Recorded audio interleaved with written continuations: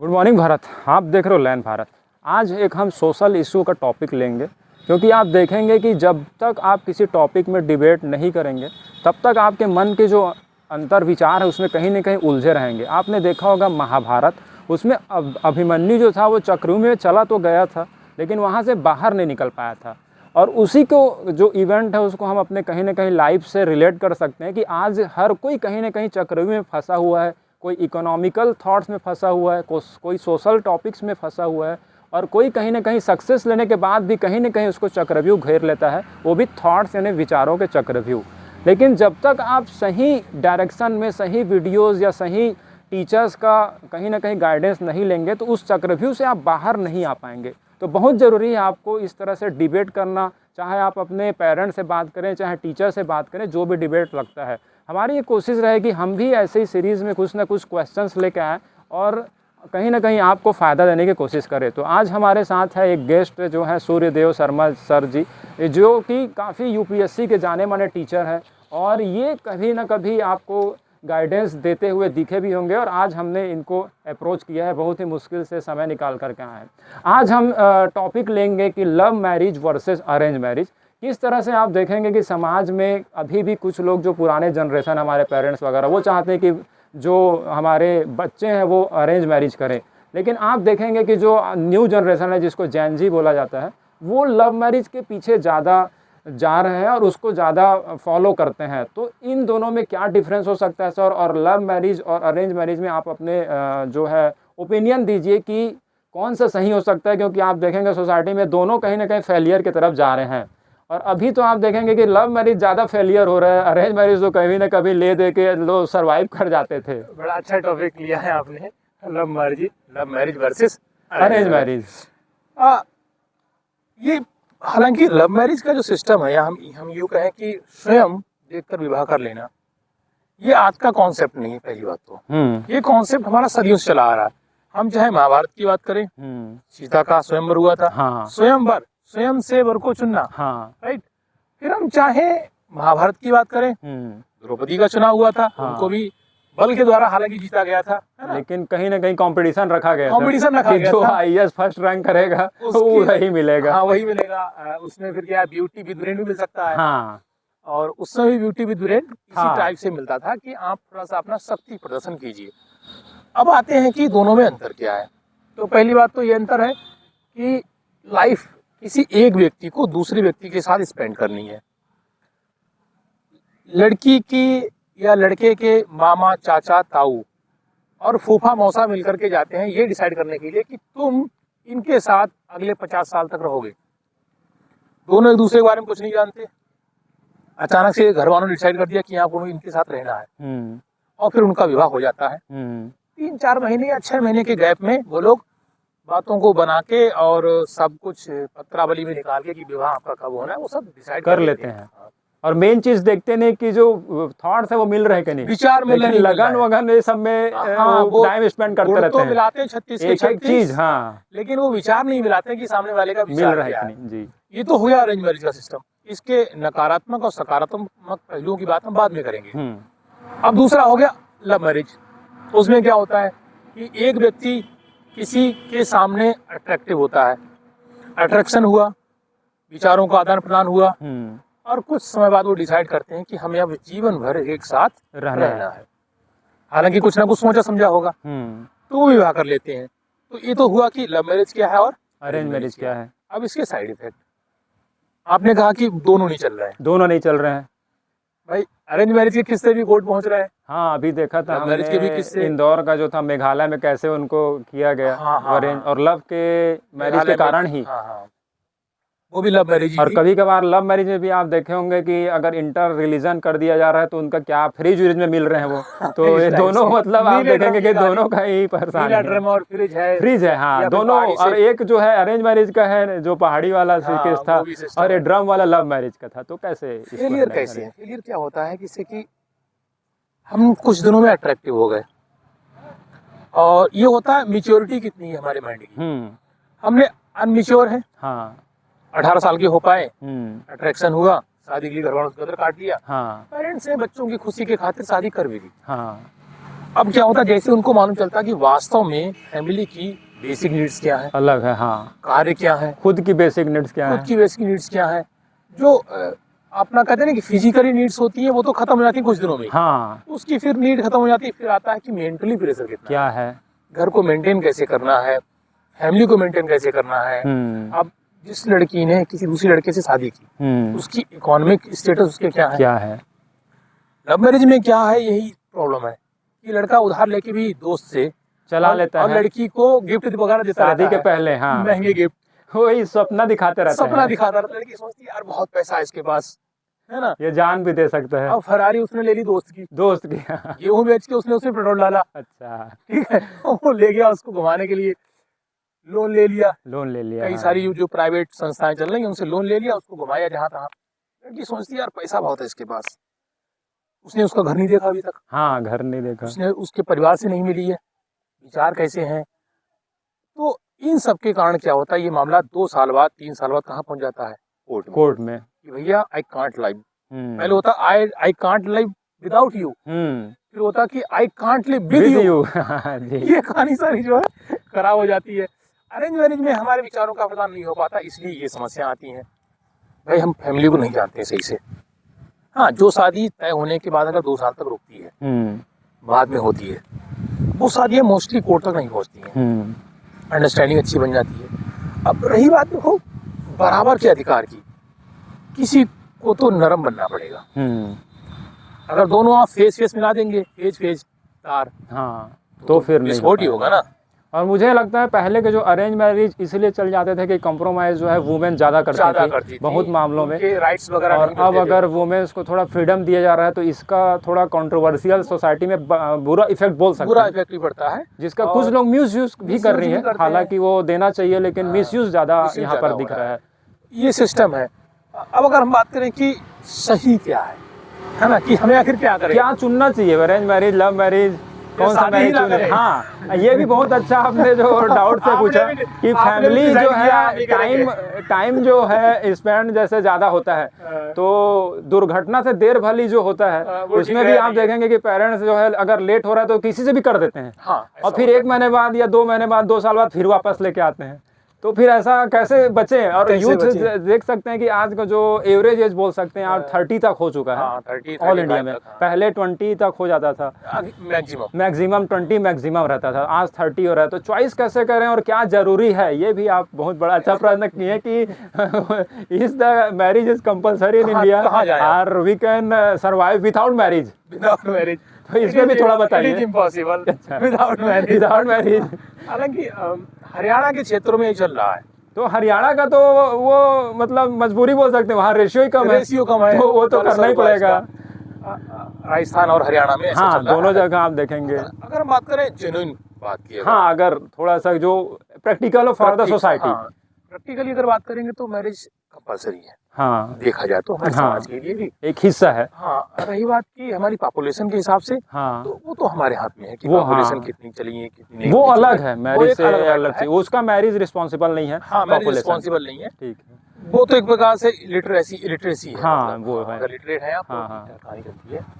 तो रही बात की जरूरी है या नहीं, वास्तव में जरूरी है। हाँ, समाज को बनाए रखने के लिए, यहाँ तक कि मेंटल हेल्थ के लिए भी, मेंटल के लिए, नेचुरल बैलेंस के लिए, नेचुरल बैलेंस के लिए ये कंपलसरी है। और मैंने ये भी देखा, अगर आप कुछ सर्वे देखेंगे तो उन सर्वे में ये ज्यादा रेशियो चलता है लाइफ का, जो लाइफ एक्सपेक्टेंसी है हमारी, वो विद मैरिड कपल से मैरिड कपल की ज्यादा चलती है। हालांकि टेंशनें हैं, हर कोई कहता है कि शादी करके फंस गया यार, अच्छा खासा था कमा रहा तो ऐसा कुछ नहीं है, ये कंपलसरी है। लेकिन प्रॉब्लम यही है कि हम पहले तो अपनी इकोनॉमिक स्टेटस अपना ठीक करें। हाँ, दूसरा बात, हम सामने वाले के राइट्स को समझें कि भाई जो चल रहा था आज से 5000 साल पहले वैदिक एज में या पोस्ट वैदिक एज में, वो ठीक नहीं है।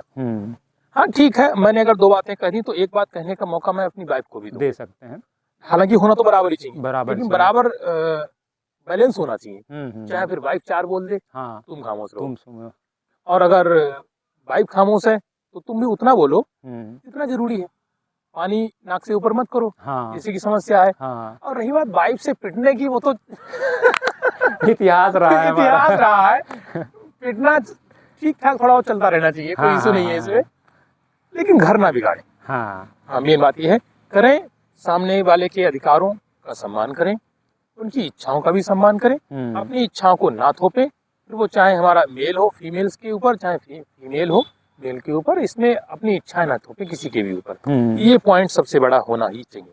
और एक और क्वेश्चन पूछूंगा, अरेंज मैरिज के तो ड्रॉबैक्स हो सकते हैं उसमें, तो जैसे आप देखेंगे कि जो पेरेंट्स है वो एक जो बेटी है उसको पालते हैं तो बचपन में देखेंगे पसंद का गुड़िया दिलाते हैं, हाँ। पसंद के कपड़े दिलाते हैं, पसंद के जो उसके साथ वो कुछ समय स्पेंड करेगी, हाँ। और जो लाइफ स्पेंड करेगी वहाँ खुद आ जाते हैं कि मैं अब ये करूंगा। तो कहीं ना कहीं समाज को अरेंज मैरिज की अगर बात करें तो झुकना चाहिए, मुझे ऐसा लगता है। नहीं, मैं इस बात से सहमत हूँ। इसमें आपने पॉइंट कहा कि जब वो नासमझ थी, हाँ, उसने मांगा कि मुझे ये चाहिए, आपने दिला दी, यानी आपने उसकी इच्छाओं का सम्मान किया। जबकि वो नहीं देते तो भी वो जिंदगी चल जाती, और कुछ समय के लिए, कुछ वर्षों या कुछ महीनों तक ही खिलौने चलते हैं, बस केवल तब। तो अब जब बात आई उसकी लाइफ जो 25 आफ्टर 25 ईयर्स, 25 से लेकर के 75 80 तक जब वो जिएगी, वहाँ पर आप उसकी इच्छा का सम्मान ही नहीं कर रहे हो। वहाँ पर आप अपना इज्जत स्टेटस देखते हैं। अच्छा, दूसरी बात ये, हमारे जो भारत में है वो सिस्टम क्या है, हाँ। वो ये है कि हम कैसा भी दे दें जी ले, लेकिन तूने अपने आप सुन लिया, ये गलत है, ये इज्जत उनका चला जाएगा, ये इज्जत चला जाएगा।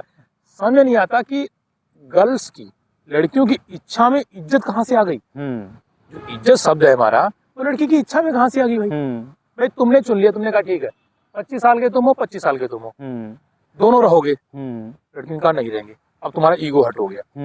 हमने कहा रहो, अब रहना है उन्हें। जबकि वो चाहते तो ये भी कर सकते हैं कि ठीक है तुम्हारी पसंद का कोई है, ठीक है देख लो, हाँ ये ठीक है, इकोनॉमिक सिस्टम ठीक है, नहीं ठीक है, फैमिली देखनी चाहिए। हाँ, फैमिली को देखो भाई, क्या आपका कोई गलत फैमिली मिल जाए, वो फिर बच्ची को समझाओ, जज करना चाहिए, इसमें कोई गलत बात नहीं है, लेकिन बच्ची की इच्छा का सम्मान रखो, मेरे ख्याल से ये होना चाहिए। था नहीं अभी तक, लेकिन खैर अब तो होने लगा है मोस्टली होने। अब तो इंटरकास्ट मैरिज भी अच्छी खासी हो रही है, और इंटर रिलीजन भी चल रहा है, इंटर रिलीजन भी चल रहा है, कास्ट के अलावा अदर रिलीजन भी चल रहा है, कोई दिक्कत नहीं है। तो मेरी फिलहाल पेरेंट्स को यही सलाह है कि बच्चों की इच्छाओं का सम्मान करें, शादी होने के बाद फिर बच्चे आपकी इच्छाओं का सम्मान करेंगे, क्योंकि अब कई सी दिन वो बच्चे थे जब माँ बाप बूढ़े होते तो भी बच्चों वाली स्थिति हो जाती है उनकी, हाँ, फिर आपका सम्मान होगा। हाँ, ये सब होता है। और शादी में जैसे किसी का अगर हो रहा है कपल्स का, तो फैमिली को देखना क्या चाहिए?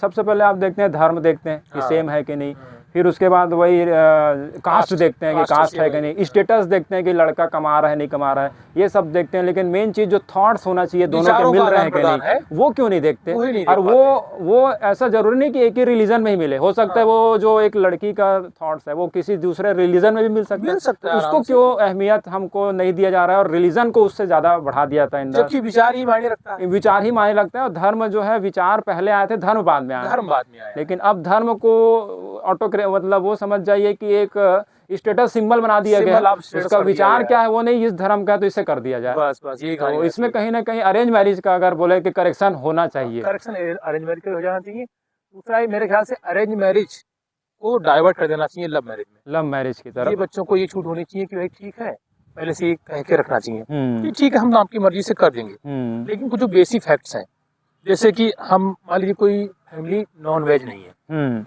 वो वेजिटेरियन है, ठीक है भाई हमें वेजिटेरियन वाला व्यक्ति चाहिए, लेकिन उसका डिसीजन वो लड़की या लड़का कर सकता है स्वयं कि मैं कंफर्टेबल हूँ या नहीं हूँ। हाँ, इसमें फैमिली कहाँ से इंटरफेयर कर पाएगी, क्योंकि आप देखे होंगे कि लव अरेंज मैरिज में कितने भी कोई भी स्टेट हो इंडिया का, चाहे नॉर्थ रीजन हो या साउथ हो, एक दिन बस आते हैं फैमिली, लेकिन जब डाइवर्स वगैरह का स्थिति होता है तो वो कोर्ट में जाते हैं, तो वही फैमिली कहाँ जाती है फिर वो फैमिली दिखाई फिर दिखती ही नहीं है जिसने तय कराया था, फिर जो भी मामा फूफा ताऊ वो सब नहीं दिखते। देखो जब बच्चे को परेशानी होगी, हाँ, तो परेशानी सिर्फ मम्मी और पापा को होती है, हाँ बस, हाँ, जो यहाँ तक कि अगर बड़ा भाई भी कोई है उसकी शादी होगी तो वो भी अपनी फैमिली में एंगेज है, हाँ, सिर्फ परेशानी होती मम्मी और पापा की। तो मम्मी और पापा ये सोचे कि मेरा बच्चा खुश होना चाहिए, चाहे वो जहाँ भी खुश है मैं वहाँ पे ठीक हो सकता है, वो आपके रिलीजन में भी आ सकता है, आउट ऑफ रिलीजन भी वो लड़का हो सकता है, इसमें रिलीजन को बाउंडेशन नहीं बनाना चाहिए। तो रिलीजन की ही बात कर रहा हूँ, यानी कास्ट तो एक छोटी चीज हो गई है। हाँ, अब तो अगर आप हिंदू हैं दूसरा हिंदू है तो कोई सी भी कास्ट चल जाती है जी। अब तो इंटर रिलीजन की भी हम लोगों को बात करनी चाहिए, ध्यान रखा है इस मामले में, तो थोड़ा सा डाइवर्ट होना चाहिए, और थोड़ा सा करेक्शन जरूरी है। और लव मैरिज में भी आप देखे होंगे कि लव मैरिज कर लेते हैं, फिर भी कहीं ना कहीं लव जो है एक सीमा के बाद वो लव खत्म होता है। हाँ। तो अब अरेंज तो अरेंज हो गया, लेकिन लव में भी कहीं ना कहीं दिक्कत क्यों आ रहा है? और लव का डेफिनेशन क्या हो गया? फिजिकल अट्रैक्शन है, या फिर एक होता है कि बिना मिले भी कई लोग लव करते थे, जैसे आप श्री कृष्ण का देख सकते हैं हाँ। कि एक बार मिले उसके बाद कभी मिले ही कभी मिले नहीं। ही तो नहीं, और फिर हम भी उनके नाम आइडल करते बनाते हैं उनको, और इधर जब लव करते हैं तो बोलते हैं 5 मिनट में फोन क्यों नहीं आया? तो ये कैसे हो या सकता फिर 2 मिनट तक फोन क्यों है? नहीं फोन उठा? क्यों नहीं आया? कहाँ बिजी जा रहा था अच्छा, कितना पेशेंस होता होगा उस जमाने उस में, जमाने में, और कि कितना 3-3 ट्रस्ट महीने होता बाद, होगा। कितना 3-3 महीने बाद, 4-4 महीने बाद चिट्ठियां पहुंचती थी, हाँ डेट किया जाता था। हाँ, अब तो 5 मिनट बहुत हो गया। 5 मिनट में भी नहीं रुक पाते शक लोग। की नजर हाँ, पहुंच शक की जाती है नज़र कि में। भाई तुम कहाँ व्यस्त हो। हाँ सब में चलता है, चाहे वो बॉयज हो चाहे गर्ल्स हो, गर्ल्स दोनों का हो। एक दूसरे पे ट्रस्ट इशू इसे कह सकते हैं। ट्रस्ट, हाँ। ट्रस्ट इशू है। अच्छा, रही बात ये कि लव मैरिज सफल कैसे हो, हम्म। मेन चीज है कि छोटे समय में डिसीजन ना ले। बहुत जल्दी, क्विकली। हाँ, क्विकली से आपका अट्रैक्शन हुआ, ठीक है, अट्रैक्शन अस्थायी होता है, परमानेंट नहीं होता। नहीं होता, हाँ। अगर किसी को किसी से प्रेम होता है हम्म। तो उसके विचारों से होना चाहिए। तो ये जो आप बोल रहे हैं, इसके लिए लिव इन कॉन्सेप्ट जो आपने कहीं ना कहीं एक जो है, वही तो जज का टाइम होता है कि 2 पीरियड टाइम तो होता है, लेकिन मेरे ख्याल से विदाउट लिविंग के भी हम चल लोग सकता है। जैसे कि जल्दी जल्दी मिलना, हम्म। और कम समय देकर के बीच में धोखे से मिलना। हम्म। जैसे किसी ने कहा कि आज मैं बाहर हूँ, और आप फिर उसकी फैमिली में पहुंच जाओ, हाँ, चाहे फिर वो बॉयज की बात कर रहा हूँ या गर्ल्स, दोनों, की। Both side. हाँ, तो एक दूसरे की फैमिली के पास पहुंच जाए, अचानक से पहुंच जाए, उनके घर का सिस्टम क्या है, कैसा है? सिस्टमेटिक है नहीं है। कुछ क्या होता है कि किसी घर में जहाँ चीजें बिखरी हुई मिलती हैं, वो उनकी सोच को दर्शाता है कि ये सिस्टमेटिकली चलने के लायक है या नहीं है। दूसरी बात, आप फैमिली के पास ज्यादा टाइम बिताओ उनकी, क्योंकि उनकी जो फैमिली का स्टेटस होगा उसी का असर हम उनके बच्चे पे होगा। हाँ। ठीक है। अब जैसे जिस घर में, जहाँ तक मैं मानता हूँ, जिस घर में स्त्रियों का सम्मान नहीं है, उस घर से लड़कियों को रिश्ता जोड़ने से बचना चाहिए, चाहे लड़का कितना भी अपने आप को अच्छा दिखाने की कोशिश कर रहा हो। दूसरी बात है, अगर कोई लड़का ये कहता है कि मैं तुम्हारे लिए सब कुछ कर लूंगा, और वह अपनी खुद की फैमिली का ख्याल नहीं रख रहा है, इस मामले में कि ख्याल रखने वाला है या नहीं है, तो लड़कियों को बचना चाहिए। लड़की, अगर कोई लड़का अपनी माँ का ख्याल नहीं रख पा रहा है, बाप का ख्याल नहीं रख पा रहा है, इसका मतलब वो रेस्पॉन्सिबल नहीं है। और रेस्पॉन्सिबल नहीं है वो जिसने तुमको 25 साल 30 साल बड़ा किया, तुम्हारे खर्चे झेले, तुम उसकी कदर नहीं कर रहे हो, तो जो कल की लड़की आओगी उसका कदर क्या कर लेगा? कैसे कर सकते हो? तो फैमिली में उसका स्टेटस इसी प्रकार से मालूम चलेगा कि वो रेस्पॉन्सिबल कितना है, अपनी माँ के बीमार होने पर वो कितना उसका ख्याल रखता है। अगर वो उसका ख्याल नहीं रख रहा है, तुमसे बात करने चक्कर अगर वो उनका ख्याल नहीं रख रहा है, तुम डटे हो 2 घंटे फोन से, मम्मी चिल्ला रही पानी मांग रही है, तुम नहीं दे रहे हो, तो लड़की समझ जाना चाहिए कि ये कल के साथ मेरे साथ भी ऐसा ही कर सकता है, जब वो मम्मी के साथ ऐसा कर रहा है तो। बिल्कुल। तो सबसे पहले देखो कि लड़का जिम्मेदार कितना है। अकड़ वाले बच्चों से बचना चाहिए। हाँ। अच्छा, दिखावा कर रहा है जो बच्चा, उससे बचना चाहिए। अगर आपका बॉयफ्रेंड ये कहता है कि नहीं भाई मैं ये अफोर्ड नहीं कर पाऊंगा, तो उससे भागो मत।